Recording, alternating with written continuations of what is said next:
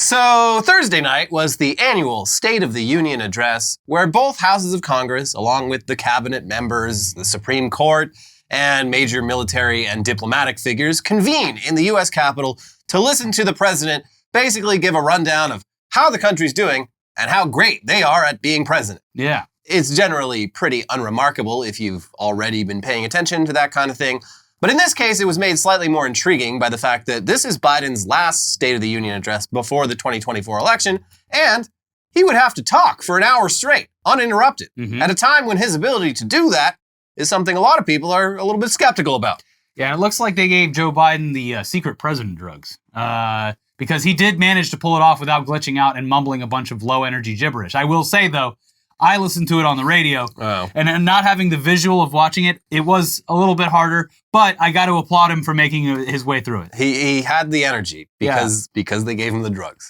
And we know about the drugs because under Trump's administration, they were handing that shit out like fucking candy. Yeah. They have president drugs. President drugs are real. President Trump's White House had a lot of fentanyl, a lot of Adderall, a lot of stuff going on. Yeah, Rolling Stone did a deep dive. Like, that shit came out like a month ago. Rolling Stone did a deeper dive into it this week, and it was like, yeah, basically everyone in Trump's White House was alternating between speed and Xanax. Yeah. You know, you take speed to get the work done, and I'm still amped up. I can't go to sleep. Dr. Ronnie, give me the come down pills. All right. So his speech and being able to deliver it, yes, that was the real test here, and he passed, at least better than you'd generally expect from an 81-year-old man. And Republicans who've been pushing the Biden is senile angle pretty hard, they were very mad about this. Yeah, they were very upset that he did not appear to be as senile as they said. Meanwhile, our guy is fucking riffing on stuff and not even making sense half the time. I mean, it is two very distinct types of senility. Yes. Which way, Grandpa Man? Yeah, Joe Biden has struggles talking. Trump struggles with just general confusion and getting things mixed up and mispronouncing things or going off on tangents that don't make sense. It's like a pothead teenager versus an ADHD teenager. Yeah. Their brains work a little differently. But here's Newsweek. In a post on X, formerly Twitter, former Republican White House press secretary Ari Fleischer wrote, "No one is going to remember a single thing Biden says tonight. Everyone is going to remember how weirdly amped up he is and how bizarrely fast he's speaking." Frank Lutz, a political consultant and pollster associated with the Republican Party, posted on X, "This is the loudest State of the Union speech I can remember. Let's see whether undecided voters like being yelled at." During an interview with House Speaker Mike Johnson, Fox News host Sean Hannity described Biden at the address as very angry, very jacked up, who might say charitably over-caffeinated. Okay, so before he was too low energy. Now he's too high energy. Yeah. Oh, I'm sorry. I don't like getting yelled at. Well, let's see if we can cook up a bowl of porridge that you like. And part of his mission here was just right to say very loudly and clearly the actual positives that he's done during his time as president. Yeah, which he should honestly do that more often. Yeah. Because he does. He has a lot of wins. He has accomplishments that he seemingly just doesn't want to advertise. It's fucking weird. Anyways, we're not going to delve too much into the actual content of the speech. Biden warned that freedom and democracy are under attack by the MAGA movement, which is correct. And he pushed for humanitarian aid to Gaza and for a two-state solution, which is good, but also totally toothless without any further, effort. The dropping aid while also funding the country's military that is attacking the I'm playing both sides, so I come out on top no matter what. Yeah. One of the comparisons And also they fucking killed someone with an aid drop that the parachute didn't deploy. So that's going fucking great. I saw someone say that it was like running up to a burning house with a flamethrower and a fire extinguisher at the same time. He announced that they're going to build a port in Gaza so they can deliver aid by sea. And it's like, okay, the only reason you're doing this is because Israel, our friend, won't let us deliver aid by land. Yeah. Like, what the fuck are we doing? Seems like you've really backed yourself into a snafu. Yeah. Anyways, on the issue of borders and illegal immigration, he once again basically conceded the entire issue to Republicans, which is always super frustrating because you're not going to change their minds. No, they don't hate you no matter what you do. The only effect this is going to have is alienating your own voters. Yes.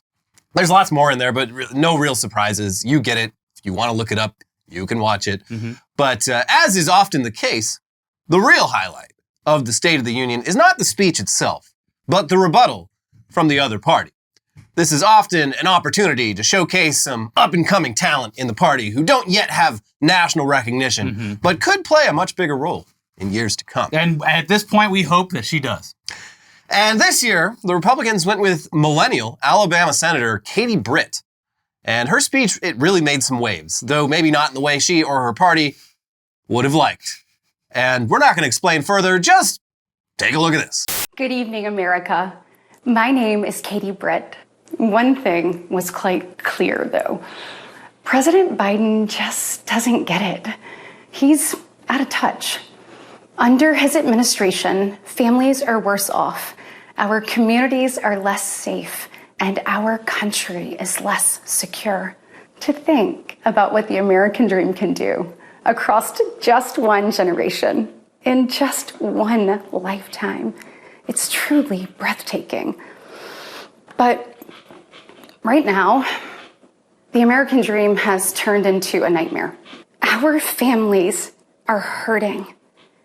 Our country can do better. From fentanyl poisonings to horrific murders, there are empty chairs tonight at kitchen tables just like this one because of President Biden's senseless border policies. The American people are scraping by while President Biden proudly proclaims that Bidenomics is working. Goodness, y'all, bless his heart.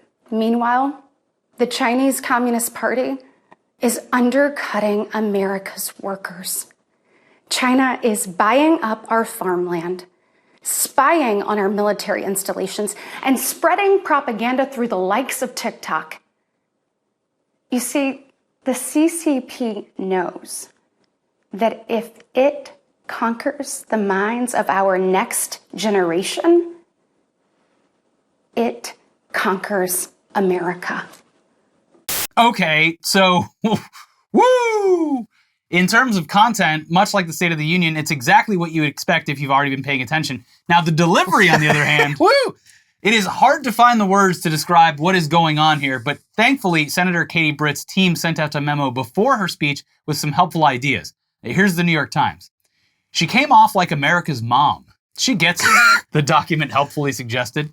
She's one of us. That'll be family's takeaway watching this. But Miss Britt also came across like Ronald Reagan, it declared. The conclusion of her border section was a real Mr. Gorbachev tear down this wall moment, another talking point said, referring to Reagan's historic speech in Berlin. Mr. Gorbachev, build the wall. Tear it down. I love just preemptively being like, all right, so she's going to give this speech. I need you to be ready. I need you to have your finger on the send tweet button saying, this is on par with Ronald Reagan's Mr. Gorbachev. Tear down this wall. Wait till you hear how she's America's mom. Wait till you hear how she's going to deliver. She's been practicing it all week. We've seen it. She's been awesome. She's been just sitting in front of the mirror. Yeah. She taught herself how to cry on command. It's pretty crazy. And if you come to the after party, the cast party, we're bringing a tank of nitrous. She got every cent out of those $25 acting classes. Yeah, that's what it is. It's if you've ever taken any acting class, even just like in high school or something, like this is girl giving a dramatic monologue and really trying to hit all of those emotional points, but overdoing it to such a degree that it feels so fake and so forced that you can't take any of it seriously. It's uncomfortable to watch. Yeah. It continues, though. Ms. Britt, who at 42 is the youngest Republican woman ever elected to the Senate, is on Donald J. Trump's short list of potential running mates, according to two people with direct knowledge of the list. Although that might not be true anymore. Specifically with Trump, he will know that person is not camera ready. She's a loser. Yeah. The talking points compared her State of the Union response to some of the most famous oratory in American history, calling it reminiscent of Reagan's message of that shining city on a hill. Comparing Ms. Britt to Mr. Biden, the document suggested saying that it wasn't just the massive age gap / contrast between the two, but that Ms. Britt exposed a reliability gap. a truly generational schism. A problematic reliability gap. Mr. Biden is 81, Mr. Trump is 77. His speech was tone deaf, the talking points declared, before either Mr. Biden or Ms. Britt had uttered a word. Hers was the perfect pitch. Unfortunately, it looks like not a lot of people got the memo. Here's the Daily Beast with a roundup of right-wing reactions. A GOP strategist told the Daily Beast that Britt's delivery quickly became a gossip item Thursday night among operatives connected to Donald Trump, something that could have potential implications for her consideration as a vice presidential pick on the 2024 ticket. No! Everyone's fucking losing it, the Republican said, requesting anonymity to discuss private conversations. It's one of our biggest disasters ever. No one was surprised that Minority Leader Mitch McConnell's handpicked senator resonated so poorly with the base, said a source close to Trump, who requested anonymity for similar reasons. Britt is a favorite of McConnell, which has made Trump world suspicious. But her performance was the stuff of nightmares, and people were surprised by that, they continued. This Republican said it is still unknown how the performance will affect Britt's VP stock, but noted that Trump definitely watched the coverage of it and isn't going to help. What the hell is that? It continues, several popular social media influencers in the MAGA camp also panned the speech. The account CatTurd tweeted Britt was awful to his 2.4 million followers. The setting of the kitchen table, more so the kitchen than the table, for Britt's speech also left some seasoned Republican strategists confused. Senator Katie Britt is a very impressive person. She ran a hell of a race in Alabama. Alyssa Farah Griffin, a former Trump White House communications advisor and Nikki Haley supporter, posted on X, I do not understand the decision to put her in a kitchen for one of the most important speeches she's ever given. Olivia Perez Cubas, the former spokesperson for Haley's 2024 presidential bid, also said in a post on X that while Britt is incredibly impressive, unsure why she felt the need to deliver the State of the Union response from a kitchen.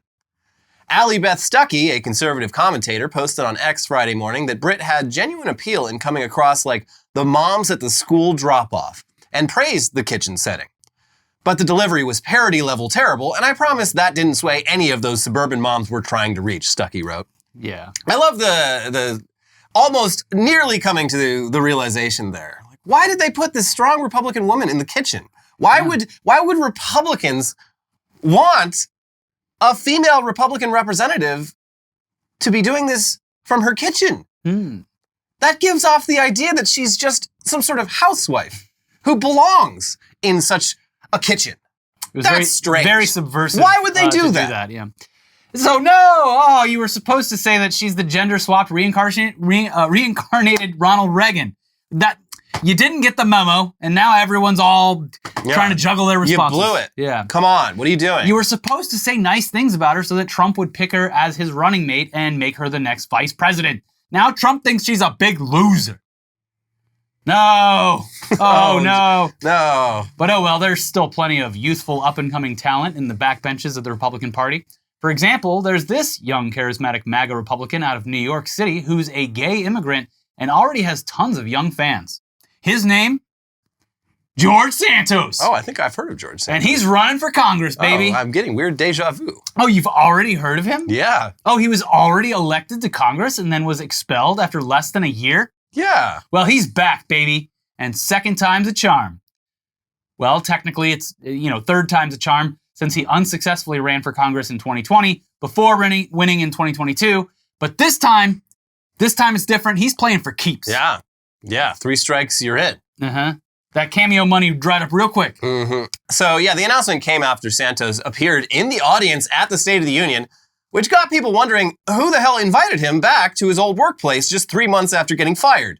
But turns out when you serve in Congress, you get lifetime floor privileges and can just sort of show up, even if you were expelled. That's strange. I'm sure that's a rule no one had really thought about until this moment. Yeah. Huh. Probably should change that. Show up to the work party and the guy who got fired. You can't do shit. You can't kick me out. I worked here for 10 years. But in his case, he worked there for like a year. Yeah. Yeah. Anyway, here's the New York Times. There, he was greeted more warmly than he was ever treated when his colleagues wanted nothing to do with him. On Thursday night, he sat and chuckled with Representatives Lauren Boebert of Colorado and Matt Gaetz of Florida. Representative Marjorie Taylor Greene of Georgia greeted him with a warm embrace. Even members who had been publicly critical of him in the past, like Representative Claudia Tenney of New York, stopped to snap his picture, while others made a beeline to greet him. It was fair to say that the disgraced former congressman, who is scheduled to go on trial in September on federal fraud charges that include accusations of stealing money from campaign donors for personal expenses, was doing something akin to holding court. After making his splash at the State of the Union, Santos jumped on Twitter to break the big news. Did he put it behind a paywall? No, This one's for the people. He wrote, "Tonight, I came to the State of the Union with an open mind and heart because I believe in the great idea that is the United States of America. I just witnessed a weak, frail president deliver spin and lies to the American people from inside the chambers. I have made several personal sacrifices in the name of serving the American people. My promise is that I will never back down because of my love for this country. New York hasn't had a real conservative represent them since I left office arbitrarily, thanks to Rhino, empty suits like Nick LaLota. He is willing to risk the future of our majority and the future of this country for his own political gain. After a lot of prayer and conversation with my friends and family, I have made a very important decision that will shake things up. Tonight, I want to announce that I will be returning to the arena of politics and challenging Nick for the battle over New York 1. I look forward to debating him on the issues and on his weak record as a Republican. The fight for our majority is imperative for the survival of the country. God bless you all, and we are off to the races." Are we, though? Doesn't he have some court cases coming up? Yeah, I guess it sounds like he's got a little bit of time. Sure. I think he's maybe trying to do the Trump thing, where it's like, if I get elected first, then you can't prosecute a city That's the real race. That's the real race he's talking about. The race is on. Yeah. The clock is ticking for old George Santos. Whew. But yeah, it doesn't seem like it'll be much of a race. For one thing, this time he will be trying to primary another Republican instead of running to fill an empty seat that no one is paying attention to. Mm-hmm. And the local GOP chair in Suffolk County told the AP, "The people have no appetite for this bad comedy show to continue. His candidacy and whatever petitions he might file will have the same level of credibility as the degree he claimed to have received from Baruch College." Burn. And yeah, there's also the fact that last time nobody knew who he was, and nobody really even bothered looking into him. Whereas this time, he's George Santos, the serial liar who got expelled from Congress for doing crimes that he's going to be going to trial for soon. Yeah. But hey, best of luck to him. Sure. The game is afoot. And the clock is ticking against old George Santos. But speaking of him, there's still somehow more George Santos news to cover this week. Here's New York 1. Federal prosecutors say a Texas man tried to defraud former New York Representative George Santos out of $900,000 by claiming he could get the criminal charges against Santos dropped. Authorities say 39-year-old Hector Medina of El Paso was taken into custody Wednesday morning and charged with wire fraud after an investigation run by the U.S. Attorney's Office for the Eastern District of New York. According to a criminal complaint, Medina started sending text messages, photos, and videos to Santos in June of 2023, saying in one message, "I can get everything dropped. Evidence that is on you removed, disappeared. Reach out to me if you're interested." 1 month earlier, Santos was charged with fraud, money laundering, and theft of public funds. A source close to Santos told New York 1 the former congressman began receiving messages during a visit to Texas and the U.S.-Mexico border, and Santos later forwarded the messages to federal authorities. In a text message to Santos in July, prosecutors say Medina claimed he would get all the charges against Santos dropped, writing, "All I need is for you or someone to wire $900,000. Buddy, what the hell are you trying to pull here? You cannot bullshit a bullshit. You can't scam a scammer. Yeah. And he's one of the best. Say what you will about George Santos. The man knows his scams. I love that he just immediately sent it Yeah. to the feds. He's like, hey, there's something up with this. Nice try, buddy. Yeah. He's done them all. Mhm. He has been involved in many different types of scams. If he was on the other side, he'd be sending that text message. Yeah. This is like trying to convince one of those customer service scammers in India to go buy a bunch of Apple gift cards for you. I mean, that would That's be not how it works. pretty impressive. Not even Kit Boga has managed to pull that one off. One day, though. So come on, man. What are you doing? Yeah. But moving on, finally, from the world of politics, to a topic that we can all of us can agree on. Mm-hmm. Big, beautiful breasts. It's one of the few things that people of all political affiliations can set their differences aside for. Mm-hmm. Or is it? Because, sorry, I lied. We're not done with politics. Because everything is political now. Even boobs! And conservatives are being extremely fucking weird about Sydney Sweeney and are trying to turn her big, beautiful breasts into some sort of culture war battleground. Yeah. Why? Sydney Sweeney is, of course, the 26-year-old actress who has starred in Euphoria, The White Lotus, and Anyone But You. And yeah, she's a pretty good actor. But yeah, she's also a hot blonde with a voluptuous body who doesn't mind showing skin in her acting roles. She seems pretty comfortable about all of it, and it is what it is. Great. Yeah, with this is not anything really that unique. Throughout the history of cinema, there has been voluptuous blondes who show their boobs on screen. Good for her. Yeah. But ever since she guest hosted Saturday Night Live last weekend, a whole bunch of weirdos have been acting like the success of a conventionally attractive young actress is some sort of huge victory in the war on wokeness. This seems to have kicked off with right-wing commentator and alleged neo-Nazi Richard Hanania posting a clip of Sweeney on SNL wearing a low-cut dress with the caption, "Wokeness is dead." Presumably after he ejaculated. Yeah. Oh, wokeness is dead. Finally, the wokeness inside my body has left. Every day, I gotta get the wokeness out. Yeah. Plenty of followers replied concurring with this bewildering assessment, though some replies correctly pointed out that Hanania and his ilk also regularly shame women for wearing similarly revealing clothing. So, kind of weird. Now, for normal people, this was all very confusing.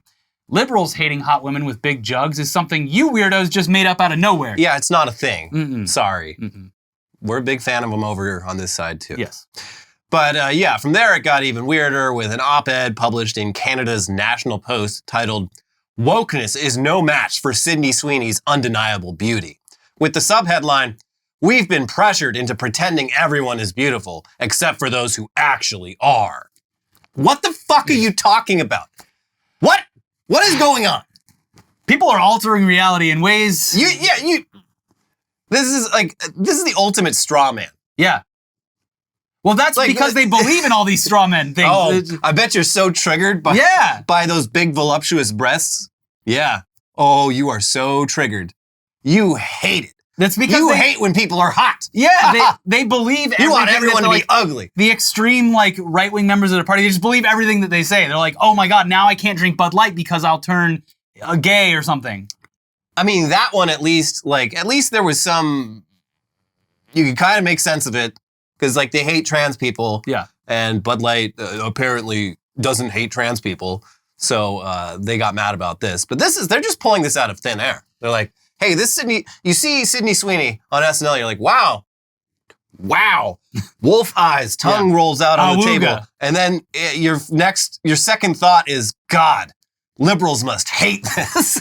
Yeah, when you are... What are you talking You're about? the ones that are always calling the FCC anytime there's boobs on TV or something. Anytime someone shakes their ass, it's like, well, the FCC's going to hear about this. I mean, there is an interesting racial angle to this that a few people have explored where we did have a bit of the age of the butt, a butt renaissance from circa 2010. Yeah. These comes in waves. But yeah, a lot of the big heroes of butt were non-white women. Mm-hmm.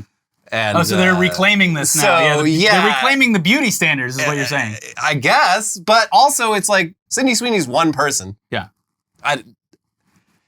This is so fucking weird. It is just, it's a bizarre thing. This is so weird. Can you be normal for one fucking second? It would be weird if it had just gone, well, it wouldn't be weird. It would be standard for X, but it would have been something that happened on X if it had stayed there. But the fact that it has permeated into the greater conservative... That's what's wild. Because, you can go on Twitter any moment and find a take about literally anything. Yeah. If you can imagine a take, someone has that take. Mm-hmm. But you're right. The fact that this then became we're gonna run with this. Yeah. This is gonna be our thing for the next couple of days.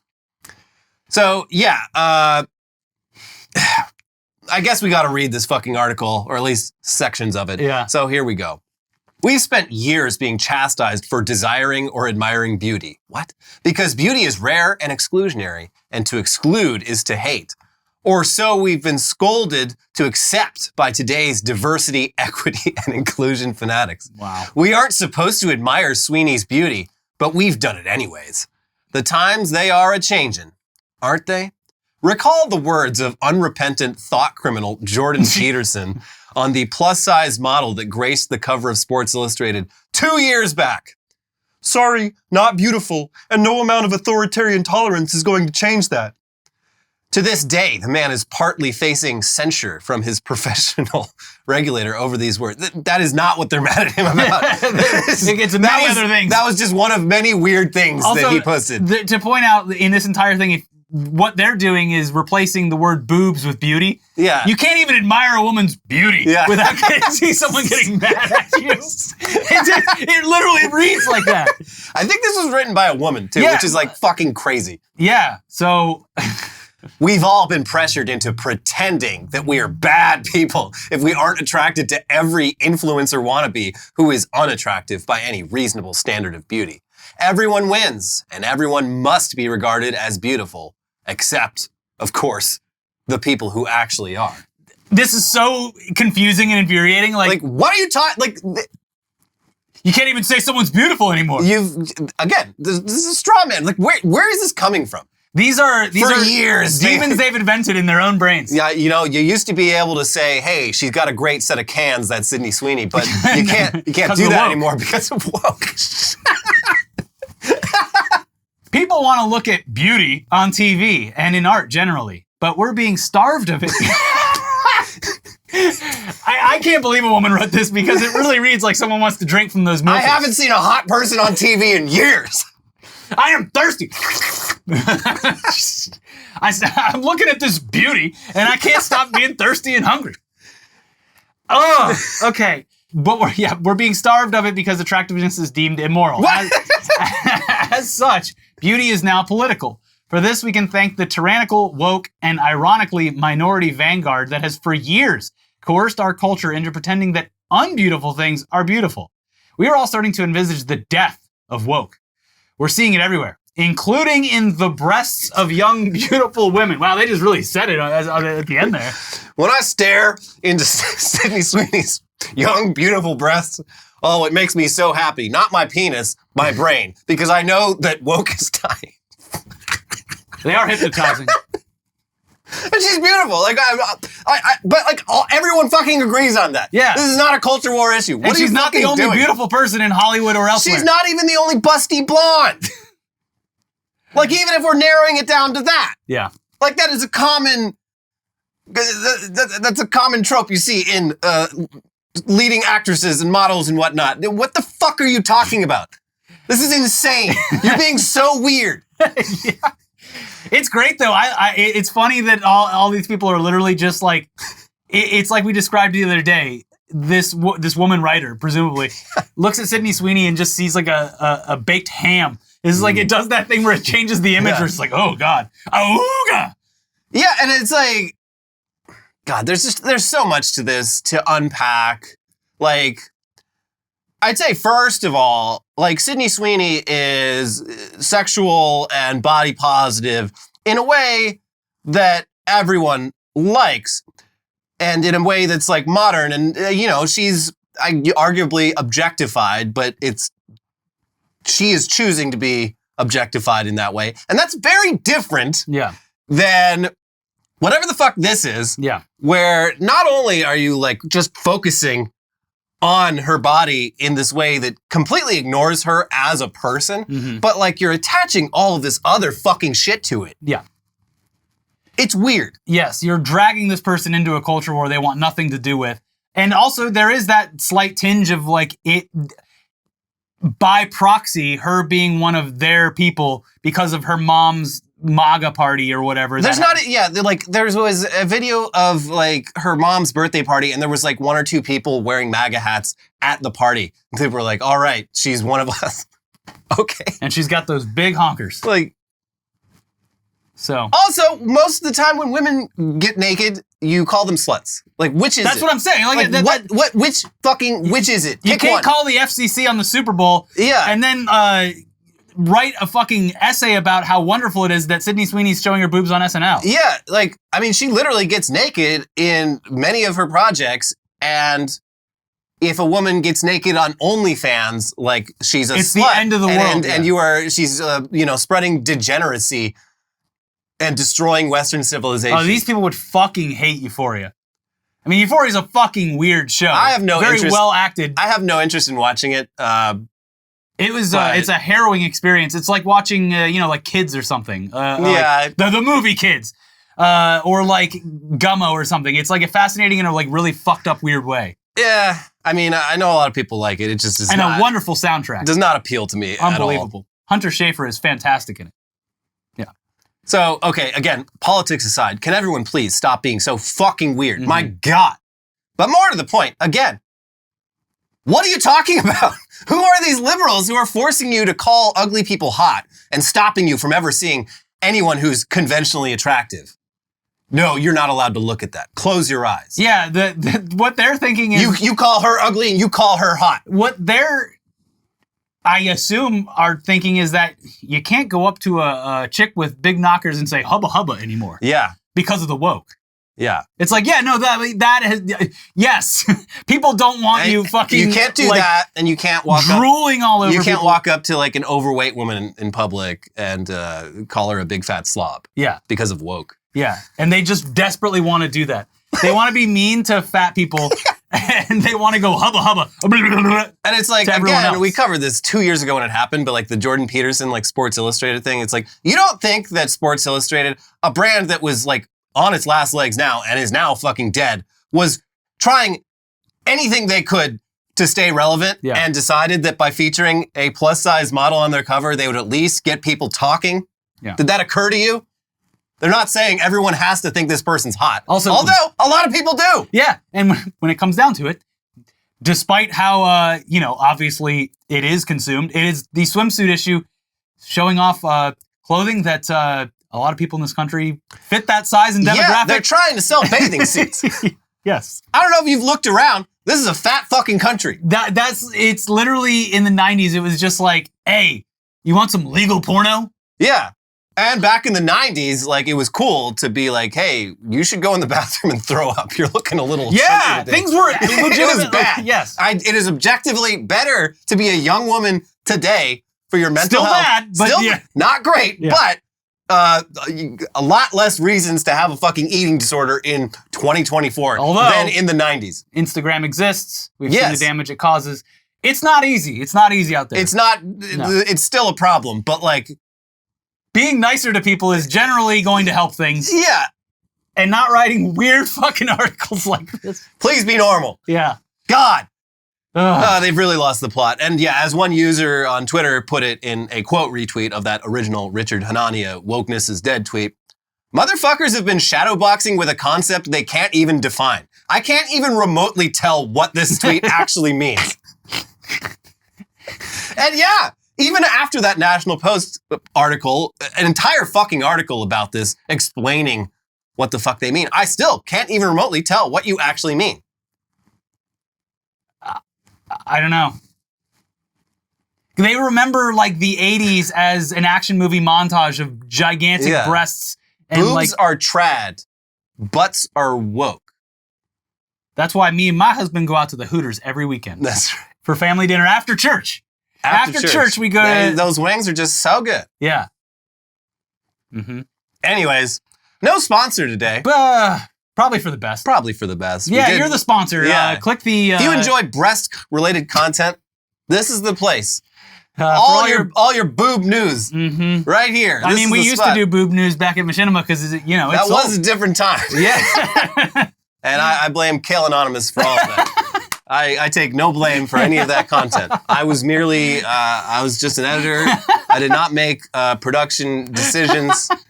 The decision to have a recurring segment called Boob News with a close-up of Kate Upton's tits. Luckily, Wokeness is now dead, so it's totally fine. We can bring Boob News back. That would trigger so many libs. Woo! All right, so anyways, click the join button, please. And make sure you like the video, and we'll get into the headlines right now. But that's our sponsor, is you clicking the join button or just liking the video. Now for the weirdest headlines from around the world this week. Starting with some of our favorite topics. Breaking records. Yeah. Breaking Man, records. 70, who has eaten a record 34,000 McDonald's Big Macs, says, people thought I'd be dead by now. But I just keep eating. I mean, yes, you would. If someone told you they eat McDonald's for every meal, you would have some concerns, generally speaking. But people have done, like after Super Size Me came out, people tried it themselves. It later came out that Morgan Spurlock was also a raging alcoholic during the production of that movie, and all of his medical testing at the time was probably more influenced by that than by a lot of bloating. Yeah. Yeah, but no, it just comes down to calories and keeping your nutrition levels right, and obviously eating a ton of food and salty food. But this guy, he for a while there, he was eating like 2 Big Macs for every single meal of the day. Now he has 1 for lunch and 1 for dinner. He says he doesn't eat fries because he doesn't like the sodium and the calories. Yeah, that'll do your heart in. And he walks 6 miles a day. Yeah. And it's if you do that and you're the Big otherwise Mac has healthy, all the food pyramid right inside of it. you can have a Big Mac for every meal. I don't know why you would. It feels like it would get pretty old pretty quick, but you can do that. Some people love that repetition. And I do love that, at this point, he's already broken the record. But every time... No one else is trying for the record either. He set the record, and he continues to break his own record every single day. Yeah. So that's got to be something worth living for. I guess. He said he saves every receipt. Just just in case someone from Guinness comes down and tries to pull a Bobby the dog on him, he's like, I got the documentation right So here. does fucking Kevin McCarthy, not the Republican, the movie critic. He always brings out those ticket stubs every time he does a junket he interview. keeps all his stubs. Yeah. I mean, a lot of movie fans and sports fans do it. This is the Mac. stubs for him, Yeah. And he probably gets, how many surveys he's probably filled out for free Big Macs on those receipts? I'm sure he has done a lot of them. Yeah. He's also kind of weird looking. He's got a bowl cut and sideburns. He looks exactly like I thought he would. Looks like a member of the Monkees. He looks exactly like I thought the guy who ate 34,000 Big Macs would look. He was a former prison guard, and he said when he first got media attention for being the thousands of Big Macs guys, the inmates would make fun of him. Yeah. What does he expect? Yeah, I mean, if you're working in a prison and something you don't want any quirk at all. You don't want that information being made public. So. Yeah, if you built hammocks or something, you'd be like, hey, look at that hammock it's guy. The hammock boy. Hey, yeah. Hey, I like to boy. relax. Bring a hammock over here, hammock boy. Yeah, eating Big Macs for every meal is weirder than any of that, so of course they're going to make fun of you. Yeah. Or they're going to be really friendly and try to get some Big Macs snuck in. Not a fan of it. What's with that bread in the middle? Why is there 3 breads? That's so weird. I have no idea. Oh, I know why. Because they stole it. They stole it from Bob's Big Boy here in Southern California. Yeah. I think it's called the Big Boy. And then coincidentally, just 2 years later, Ray Kroc. Oh, what's this? It's the Big Mac. Yeah. Interesting. Well, it was a competitor to Burger King came out with the Whopper, and the whole marketing was that it was the man sandwich, the big ass sandwich. Yeah. Bigger than any other hamburger, and so they had to put 2 patties and stack it so that Burger King wouldn't win. Mm-hmm. Single orca seen killing great white shark off South African coast. Yeah, this is crazy. So they've never seen this before. They obviously pods of orcas have teamed up on a great white. Mm. They've never seen a 1v1. Yeah. And there was the shark went down in 2 minutes. They filmed the whole thing, and within 2 minutes, this orca had killed the shark, torn its liver out, because that's all it wants. Yeah. It's got a taste for that shark liver, tore the liver out and bounced.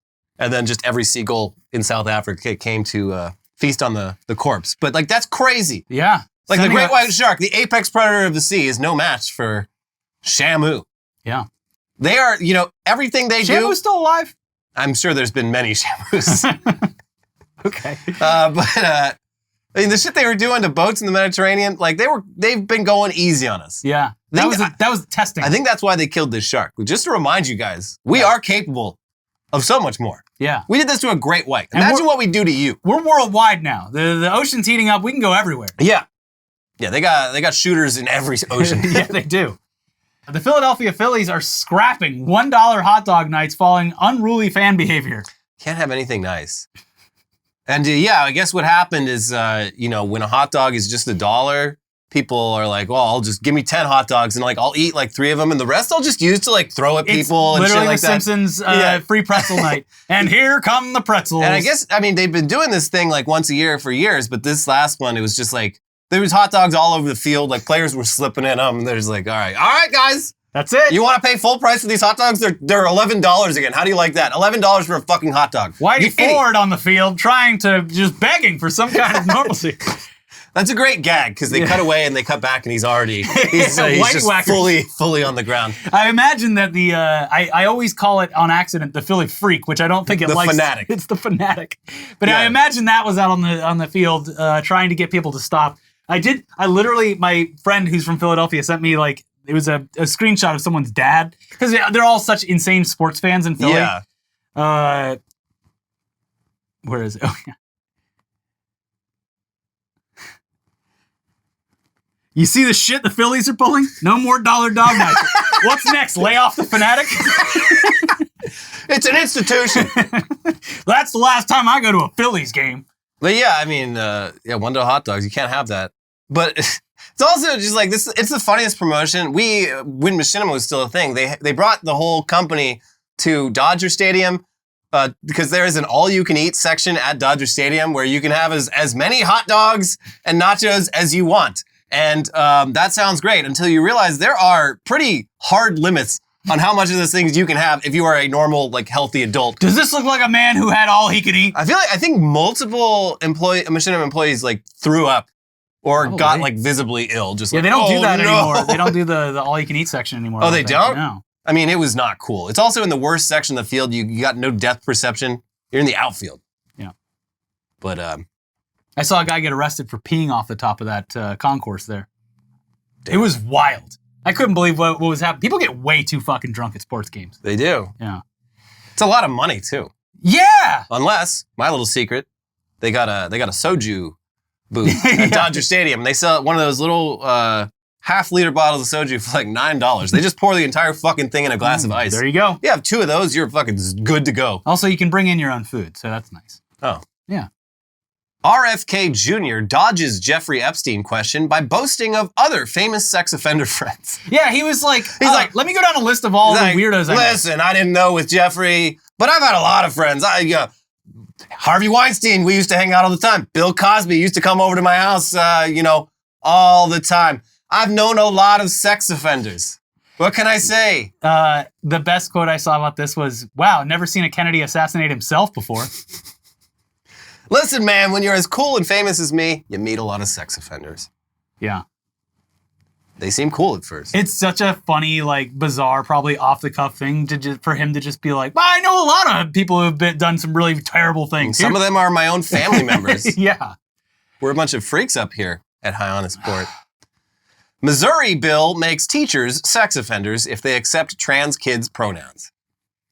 And they keep passing laws and shit like this. And what I want to know, the way this shit's worded is like, it's not just pronouns. It's like if preferred names and stuff like that. So it has to be the name that's on the roll call or whatever, on their birth certificate. Mm-hmm. But I went to school once as a child. There's a lot of kids who they might like have one birth name, but they've got like a nickname or something or a different name they prefer to go by. Sometimes there's 2 kids with the same name. You come up with a different one. You ask what they want to be called. How the fuck does that work? Those are preferred names. Anyway, this is just a way to like... This is punishing LGBTQ people. That's punishing LGBTQ people and also teachers who would punishing any teacher who would be sympathetic to that. Yes. At all. Because by putting them on the sex offenders list, like not only are they treated the same way as like people who possess like actual fucking CP, mm-hmm. they're not allowed within 500 feet of a school, so they can never teach again. Yeah, a lot of all this modern politics just seems to be based on punishment for people actually wanting to live how they want to live. Yeah. And the people pushing this all fucking homeschool their kids. They don't. Yeah, and then they run for the school board. Yeah. It's tale as old as time, but especially this time. Rap artist Lil Jon's latest album is a guided meditation. Sure, what? Why not?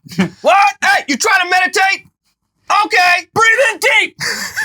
Yeah, he released a little sample of it.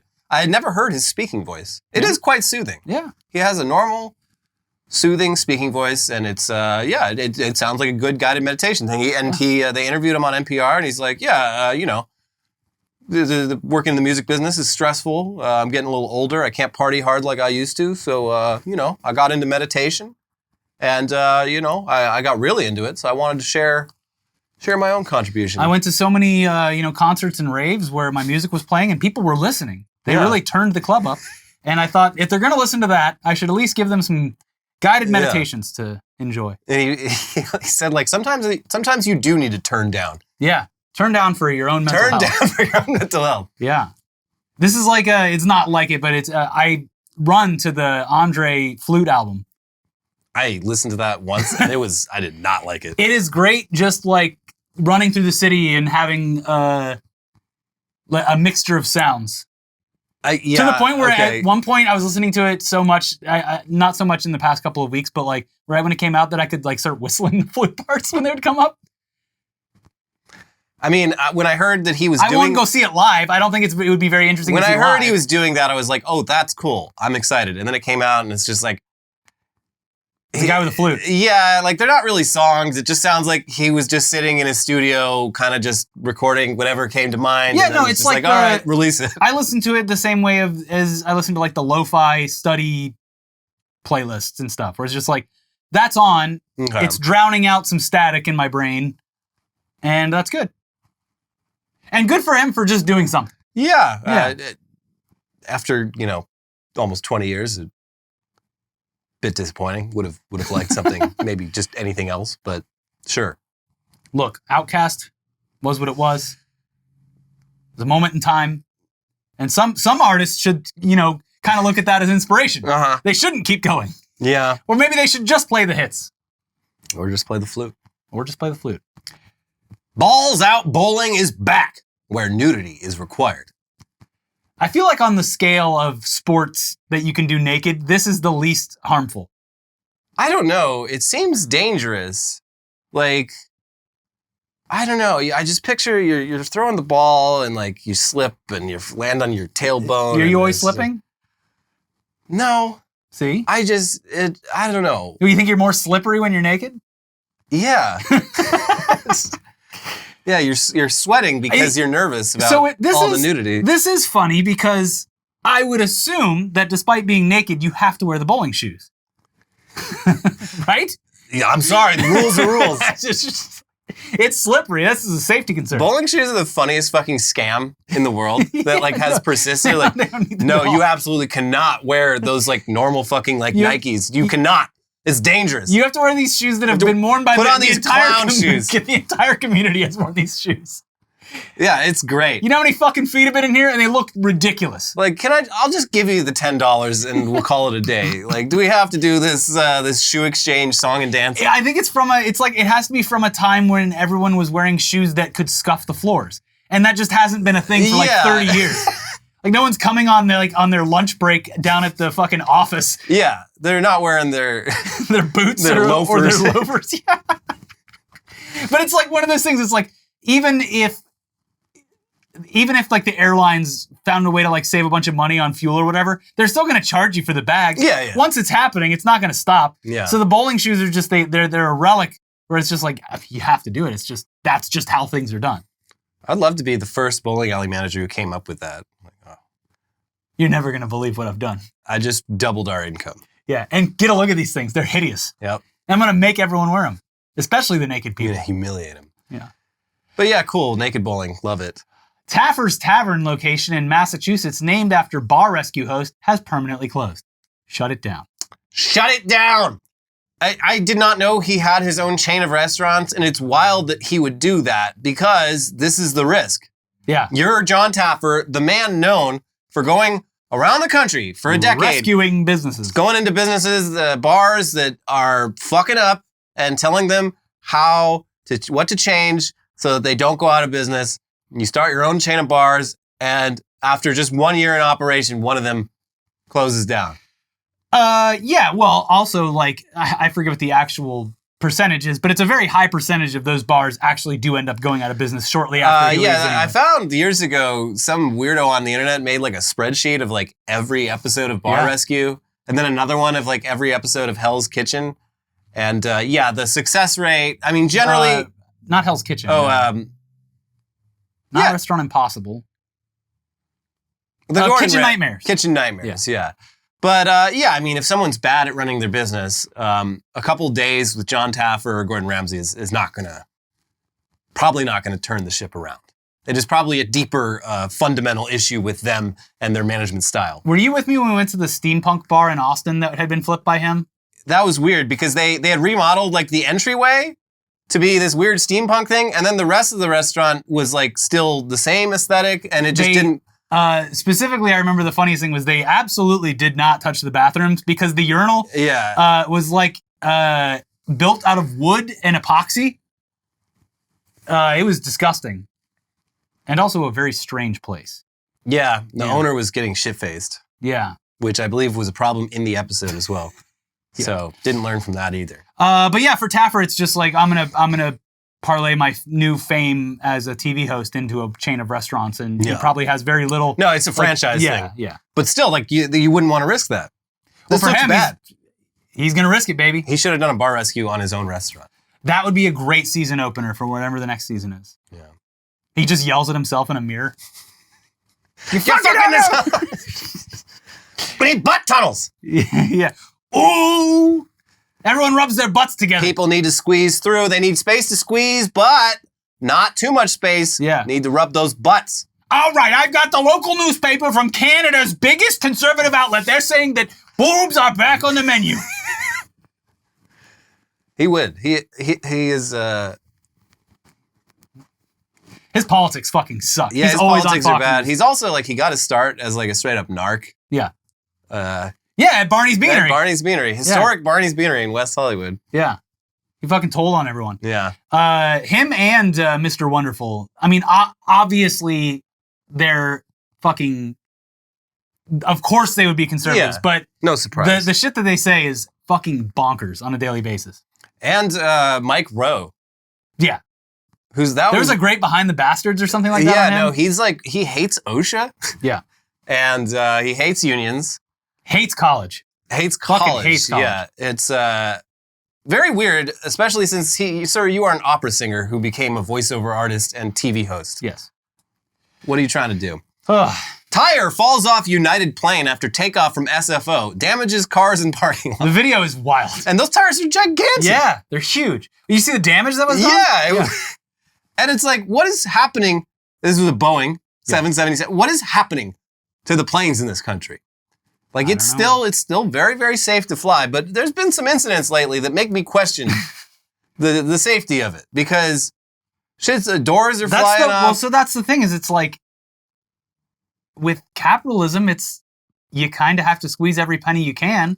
And that was the whole thing where they're like, Boeing used to be this like illustrious, perfect company. Yeah. And it was like, oh, let's get some people in here to make the shareholders a little bit more money. And then all this shit starts happening and it's like, well, yeah. Yeah. Well, this is all Pete Buttigieg's job to fix. And Mayor Pete. I'm sure he's on the case. Back to work. Oh, by the way, speaking of the State of the Union, you saw the clip where he sees Marjorie Taylor Greene, right? Biden sees him. Whoa! Then she like cowers away. Yeah, like it was a weird. She gave him like this pin for that woman that was murdered by an illegal, as he said in his own speech. But yeah, it was a very strange interaction. She was like trying to gotcha him, and he's just like, yeah, no, I'm actually really conservative, just like you. Yeah. So it didn't work. Yeah. Anyway, final headline. Rupert Murdoch engaged for 6th time at 92. And this is, of course, a problematic age gap. She is so much younger than him. Yeah, she's in her 70s or 60s, I think. Like, Jesus Christ, man. Yeah. Robbing the cradle. This guy, he's so fucking old. Yeah, when I saw this pop up in my like notifications, I was like, oh, thank God. He's engaged. And this is his second engagement in less than a year. The last one, as we noted at the time, was with this conservative radio host who he announced his engagement and then broke up with her 2 weeks later because it was at the same time as Tucker Carlson getting fired from Fox. And she was like a crazy Christian. Yeah. Texting him being like, I genuinely think he is the second coming of Jesus Christ. And he's like, and Rupert Murdoch was like sitting at a table at dinner with both of them and they're doing like prayers and shit. Yeah, and he's like, this is fucking weird. I'm in this conservative news business for money. What the fuck are you guys doing? This faith stuff it's not real. Me out. Yeah. Stop it. Anyways, that's it for the episode. Please, if you haven't seen it already, we have a recent episode of News Dump. Oh, first like the video. Please. Leave a comment, reply to a comment. Then watch our most recent Hey, video. if you like big jugs, let us know down there. Yeah, do the ashy art. Yeah. The big boobs. We have an episode about how they're trying to ban TikTok again, among other things. And then we also have an episode about Warner Brothers deleting Rooster Teeth. Not deleting yet. We'll see. But deleting them as an existing company. Shutting them down. Yes. Yes. All right. See you soon. Bye. Bye.